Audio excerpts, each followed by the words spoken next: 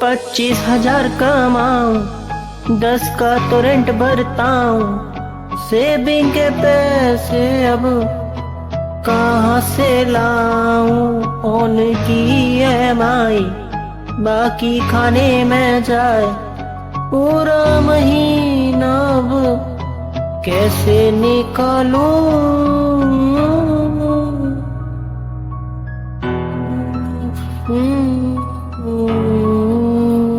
9 to 5 मैं फंस सा गया हूँ।